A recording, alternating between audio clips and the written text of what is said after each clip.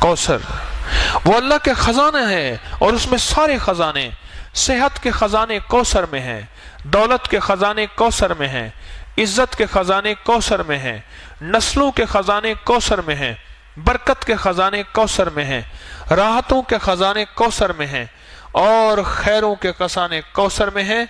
بیٹے، عزتیں، راحتیں، برکتیں، رحمتیں، خوشیاں، کامیابیاں یہ اللہ جل شانہ نے کوثر میں سمو دیے ہیں، کوثر میں۔ اور جس کو کوثر مل گیا اور میرے حبیب کو ملا، ہم نے آپ کو عطا کیا۔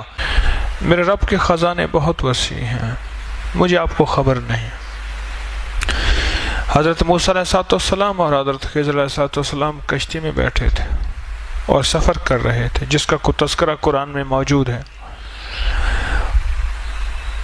تو ایک چڑیا آ کے اس کشتی کے کنارے پہ بیٹھی اور اس نے سمندر کے پانی سے چونچ بھرا، اور چونچ پانی کا بھر کے پی کے چلی گئی۔ تو خضر علیہ السلام نے فرمایا، جتنا چونچ میں پانی چڑیا کے ہے، یہ ساری کائنات کا علم ہے جو اللہ نے مخلوق کو دیا ہے، اور باقی جتنا علم ہے یہ سارا سمندر اللہ کے پاس ہے۔ میرے اللہ کے پاس یہ جو سمندر ہے، یہ میرے اللہ کے پاس علم ہے۔ میرے اللہ کا علم اتنا ہے، اور میرے اللہ کی طاقت اتنی ہے، اور میرے اللہ کی قوت اتنی ہے، اور میرے اللہ کے پاس خزانے ہیں، وسیع خزانے ہیں۔ اتنے وسیع خزانے ہیں کہ کائنات ساری ایک وقت میں مانگنے میں آئے، اور اپنے مزاج میں، اپنی طبیعت میں، اپنی چاہت میں مانگنے میں آئے، اور مانگے، اور جی بھر کے مانگے، اور جو جی میں آئے وہی مانگے۔ میرا رب سب کو دے، سب کی سنے، اور سب کی سننے کے بعد سب کو اپنے غیب کے خزانے سے جھولیاں بھر کے عطا کرے۔ تو میرے رب کے خزانوں میں ایک خزانہ ہے، اس کا نام ہے کوثر۔ ایک خزانہ ہے، اور اس خزانے کا ایک چشمہ ہے جس کا چشمے کا نام کوثر ہے۔ جیسے سمندر ہے، بہت بڑیا دریا ہے، دریا سے نہریں نکلتی ہیں، بڑی نہریں، چھوٹی نہریں، بڑی نہریں نکلتی ہیں۔ میرے رب کے خزانوں میں ایک خزانہ ہے، نعمتوں کا خزانہ، انعامات کا خزانہ، راحتوں کا خزانہ، برکتوں کا خزانہ، وسعتوں کا خزانہ، عافیتوں کا خزانہ۔ میرے رب کے خزانوں میں ایک خزانہ ہے، اور وہ میرے رب کے علم میں ہے۔ اس خزانے میں سے ایک خزانہ ہے، اس کا نام کوثر ہے، اور وہ جو کوثر ہے، وہ اللہ جل شانہ نے صرف سارے نبیوں میں سے کسی کو نہیں دی، اور میرے مدینے والے محمد صلی اللہ تعالی علیہ وسلم کو عطا فرمائی۔ میرے رب کے پاس جتنی کوثر ہے، اس میں کیا خزانے ہوں گے، اس میں کیا نعمتیں ہوں گی، اس میں کیا راحتیں ہوں گی، اور اس کے اندر کیا برکتیں ہوں گے۔ یہ تو خزانے میں سے، کوثر کے خزانے میں سے ایک کوثر دیا ہے اللہ نے، حوض کوثر جسے کہتے ہیں۔ زبیدہ نہر بہ رہی ہے، اس کے جگہ جگہ 7 حوض بنائے ہوئے ہیں، لوگ پھر وہاں سے پانی پیتے ہیں، باقی نہر بہ رہی ہے۔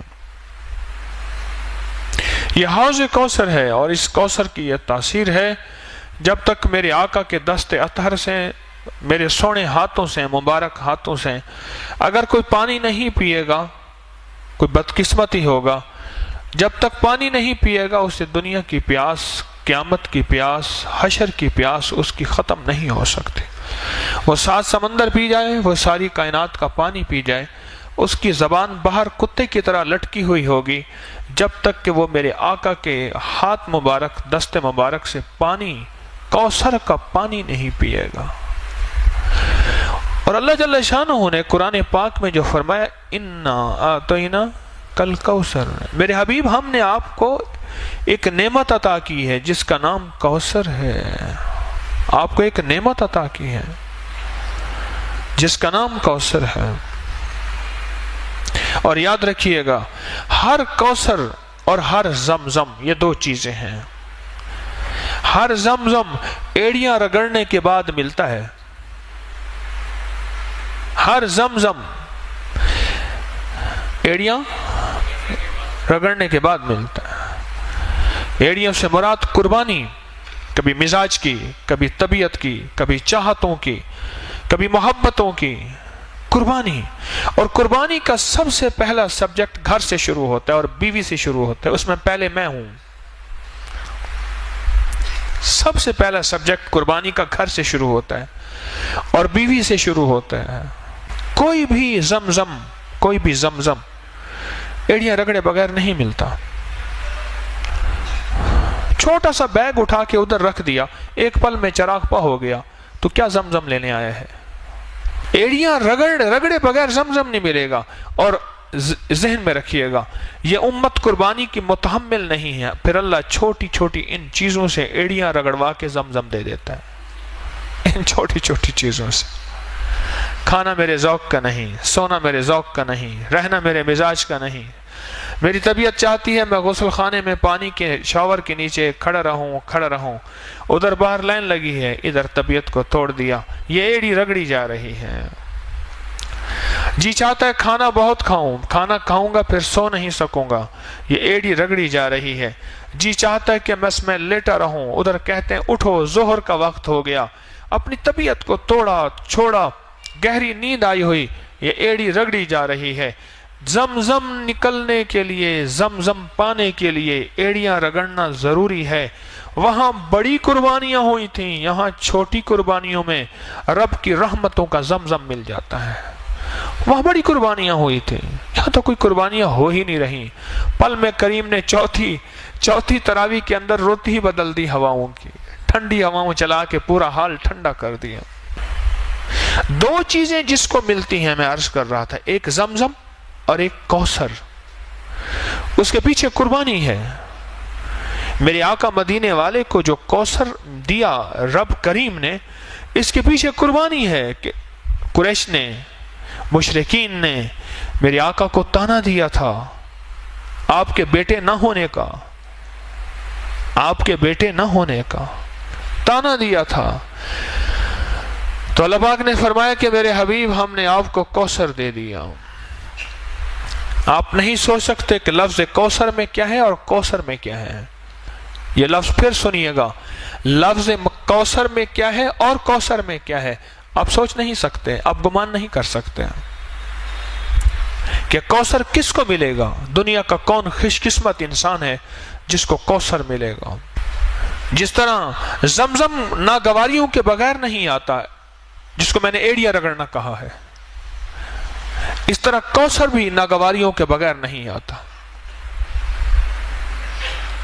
کوثر وہ اللہ کے خزانہ ہے، اور اس میں سارے خزانے، صحت کے خزانے کوثر میں ہیں، دولت کے خزانے کوثر میں ہیں، عزت کے خزانے کوثر میں ہیں، نسلوں کے خزانے کوثر میں ہیں، برکت کے خزانے کوثر میں ہیں، راحتوں کے خزانے کوثر میں ہیں، اور خیروں کے خزانے کوثر میں ہیں۔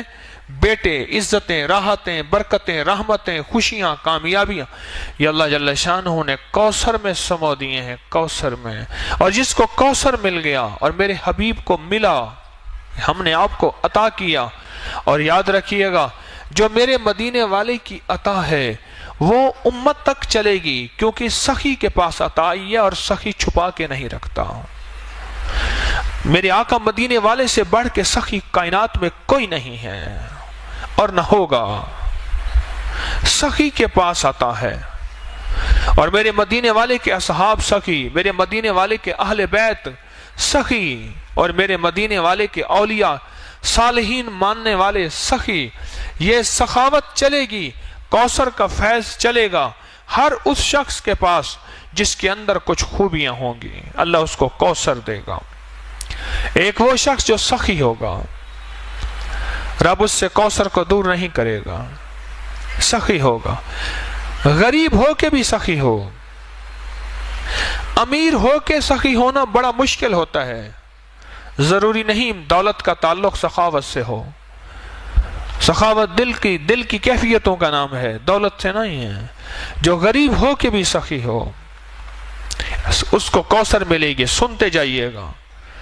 جو غریب ہو کے بھی سخی ہو اور امیر ہو کے بھی سخی ہو، سخی کو کوثر ملے گا، ایک سخی کو ملے گا۔ اور دوسرا اس شخص کو کوثر ملے گا جس کا تعلق زبان کی مٹھاس کے ساتھ ہوگا. بد مزاج، بد زبان شخص کوثر سے محروم ہو جائے گا. اللہ یہ چیز پہلے مجھے عطا فرمائے، میں اس کا بہت زیادہ محتاج ہوں. بد مزاج، بد زبان شخص کوثر سے محروم ہو جائے گا. گالیاں دینے والا، بات بات پہ اللہ سے مانگا کریں، والا میری زبان سے گالیاں ختم کر دیں. اللہ مجھے جتنا غصہ آئے، اللہ میری زبان سے گالیاں ختم کر دے. اللہ میری زبان کو گالیوں سے پاک کر دے. بد مزاج، بات بات کے اوپر برہم ہونے والا، لڑنے والا، توڑ پھوڑ کر دینے والا، مارنے والا کوثر سے محروم رہے گا. حلیم مزاج کوثر کو پائے گا، سخی کوثر کو پائے گا، حلیم کوثر کو پائے گا. جس کے اندر حلم ہوگا وہ کوثر کو پائے گا. میں اس کی وضاحت کرتا ہوں کہ کوثر کو کیسے پائے گا. اور تیسرا، معاف کرنے والا کوثر کو پائے گا. جو تجھے محروم کرے تو اسے عطا کر، جو تجھ پہ ظلم کرے تو اسے معاف کر. معاف کرنے والے کو رب کوثر عطا فرمائے گا. کتنے لوگ ایسے تھے، بہن بھائی آپس میں الجھے ہوئے تھے، میں نے کہا چھوڑ دے جائیداد، رشتہ نہ توڑ، رشتے کو بچا لے. جائیداد کا حصہ چھوڑ دے، زمین کا حصہ چھوڑ دے. میرے کہنے پہ چھوڑ دیا اس نے. کئی اتنے تھے جنہوں نے نہیں چھوڑا، ان کی اپنی مرضی ہے.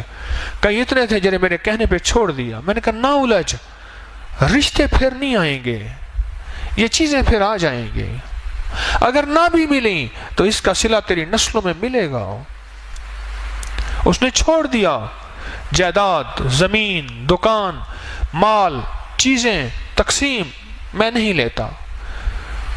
مجھے کہنے لگے جی مجھے دیتے ہیں زبردستی. میں نے کہا جو اگر دیتے ہیں تو زبردستی لے لے، اگر پورا نہیں دیتے ایک تو ان سے شکوا نہ کر، ایک ساری زندگی شکوا نہ کر. اگر ساری زندگی شکوا کیا پھر بھی برکت ختم ہو جائے گی.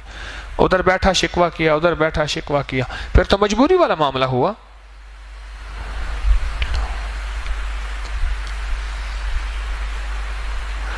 کوثر ملتا ہے، کوثر معاف کرنے والے کو کوثر ملتا ہے. کیا عجیب ہے نعمت. معاف کرنے والے کو رب کوثر دیتا ہے، رب کوثر دیتا ہے. جو سلام کو عام کرتا ہے رب اس کو کوثر دیتا ہے. چوتھی نعمت بتا رہا ہوں، یاد گن رہے ہیں جن کو کوثر مل رہا. پہلا کس کو ملے گا؟ سخی کو. دوسرا حلم، حلیم کو، حلم والے کو. تیسرا معاف کرنے والے کو. چوتھا سلام کو عام کرنے والے کو کوثر ملے گا، کوثر ملے. اور تیسرا پانچواں، پیٹھ پیچھے دعا دینے والے کو. کسی کے لیے دعا پیٹھ پیچھے اس کے لیے کر رہا، نہ جان نہ پہچان نہ جاننا، پیٹھ پیچھے دعا کرنے والا، اس کو کوثر ملے گا، اس کو کوثر ملے گا. اور چھٹا، اس کو کوثر ملے گا جو اللہ کے لیے کھلاتا ہے اور اللہ کے لیے پلاتا ہے اور اللہ کے لیے سلاتا ہے اور اللہ کے لیے جگہ دیتا ہے. اللہ کہتا ہے اس کو آؤ کوثر اس کے گھر میں، اس کی نسلوں میں بھر دو. اور کوثر کیا ملے گا اس کو بھی سن لیجئے. ہمیں کہ کوثر وہ خزانہ ہے جو اللہ کے عرش میں ہے، اور اس کا ایک حصہ حوض کوثر ہے. باقی کیا ہوگا؟ جس کی مثال میں نے دی ہے کہ دریا میں سے ایک نہر نکلی ہے، باقی تو دریا ہے، وہ اللہ کے خزانوں میں ہے، اللہ کے علم میں ہے. باقی کیا ہوگا؟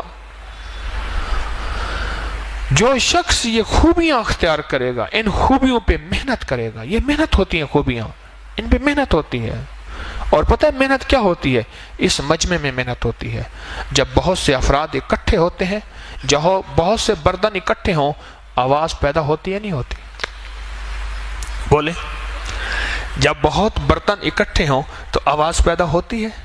اسی مجمع میں محنت کرتا جا کرتا جا کرتا جا. اسی مجمع میں یہ تربیت کا مجمع ہے، یہ تعلیم کا مجمع ہے، یہ تعلم کا مجمع ہے، اور یہ سفر ترقی کا مجمع ہے.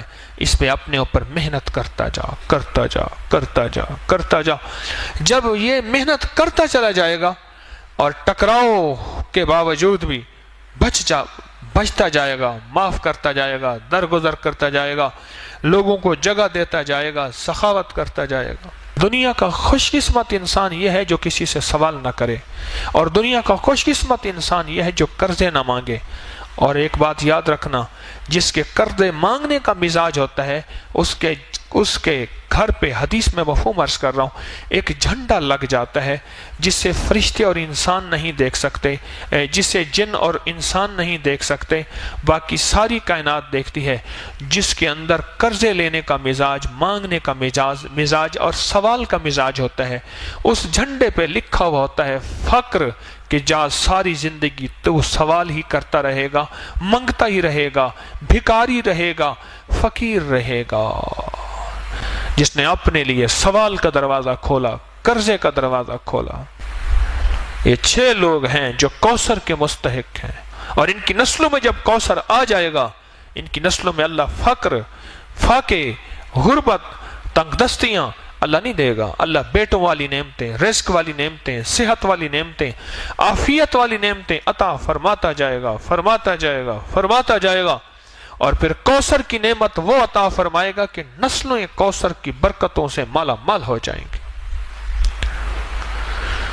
تو ایک تو کوثر کا اس مفہوم کو سمجھیں کہ کوثر ہے کیا، اور کوثر ملے گا کس کو، اور کوثر کا خزانہ جس میں کائنات کی ساری نعمتیں ہیں، اس میں حلم بھی ہے، علم بھی ہے، اس میں کشف کی نعمت بھی ہے، اس میں کرامت کی نعمت بھی ہے، اس میں عبادت کی نعمت بھی ہے، اس میں ولایت کی نعمت بھی ہے، اس میں فقیری کی نعمت بھی ہے، اور اس میں اعلیٰ مرتبے، اعلیٰ مقام کی نعمت بھی ہے. ساری نعمتیں اللہ جل شانہ نے اس کوثر کے خزانے میں رکھی ہیں.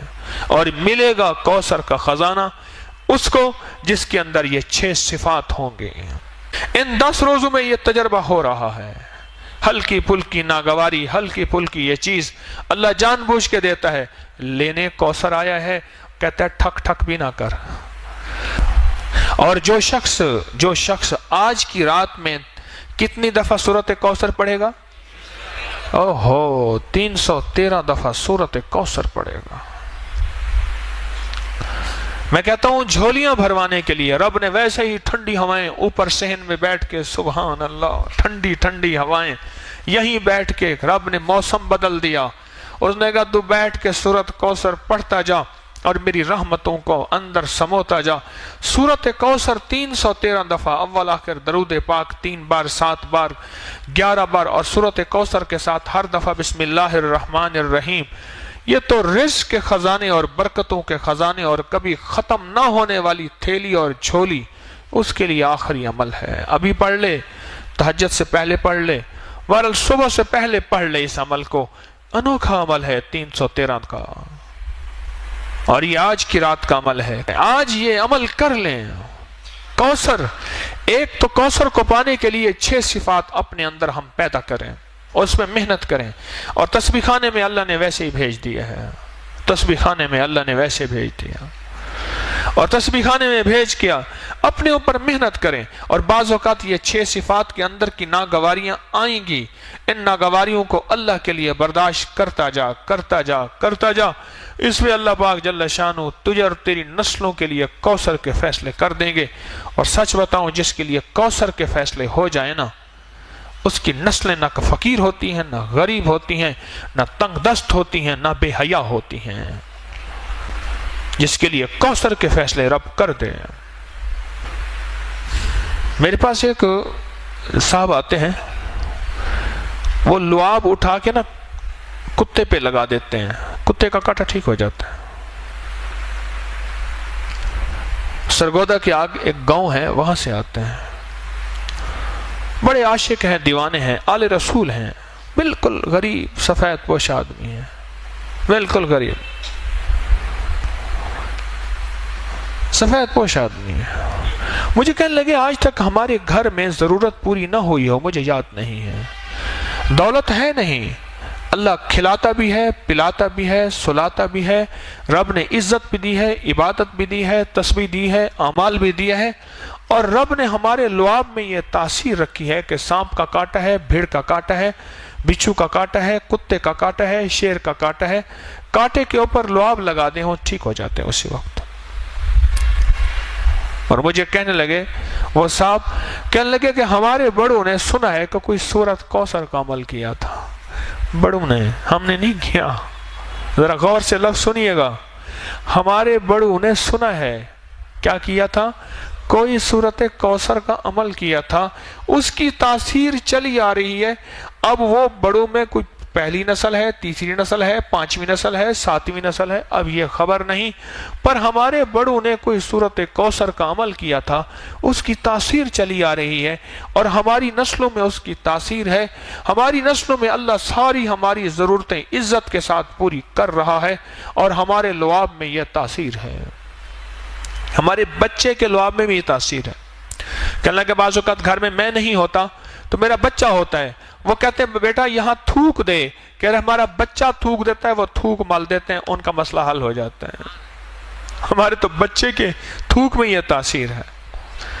کتنے خوش قسمت ہیں، تسبیح خانے میں آ کے آپ سوغاتیں، دولتیں اور نعمتیں سمیٹ رہے ہیں. آپ کتنے خوش قسمت ہیں. مجھے ایک بندہ کہنے لگا کہ میں نے کوئی پاکستان میں ایسی جگہ نہیں جہاں رمضان گزارنے کے چند دن نہ گزارے ہوں. کہنے لگے تسبیح خانے میں جب سے میں آیا ہوں اب یہاں سے جانے کو مجھے دل نہیں چاہتا، یہاں دل ایسا لگا. کہا کہ کھانے وہاں بہترین، ایئر کنڈیشن وہاں بہترین، مجھے نام بتائے نام نہیں لیتا، لیکن یہاں جو زندگی کا نظام آپ دے رہے ہیں یہ اور کہیں نہیں ہے. دن رات جھولیاں بھر رہے، دن رات سعادتیں مل رہی، دن رات عبادتیں مل رہی، دن رات راحتیں مل رہی، اور دن رات مدینے والے کا فیض، عشق اور محبتیں، آل و اصحاب کی نعمتیں یہ دن رات مل رہی. یہ میں نہیں کہتا کہیں نہیں ہوں گی لیکن بہت کم ہیں. تبھی سورت کوثر آج اس کا موقع ہے.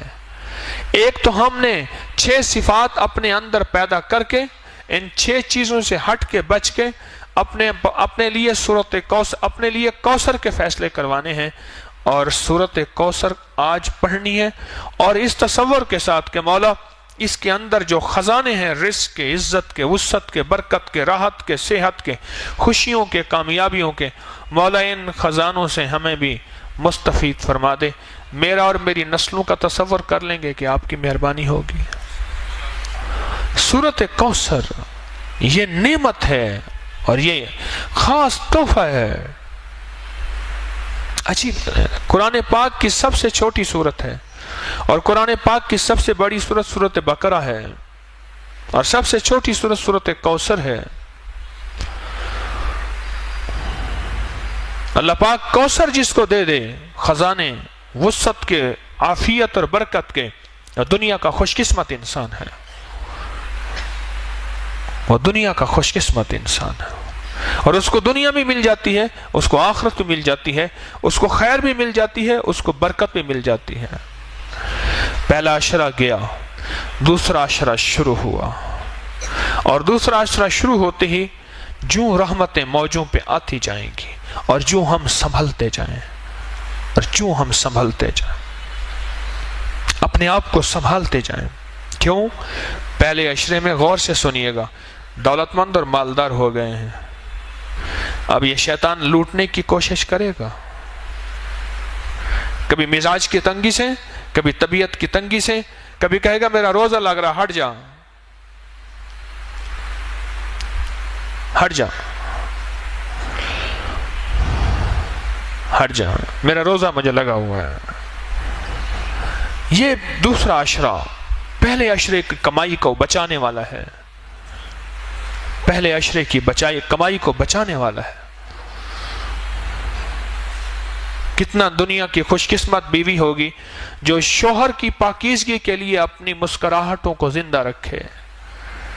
وہ کہتی ہے کہ شاید دنیا کے سارے غم میرے پاس ہیں، اسے پتہ نہیں کہ دنیا میں اس سے بڑے غم، اس سے بڑے دکھ کہ وہ شخص حوصلے کے ساتھ آتا ہے، اور دنیا کی خوش قسمت بیوی ہوگی جو شوہر کو مسکراہٹوں کے ساتھ زندگی کی تازگی دے گی، زندگی کی تازگی دے گی۔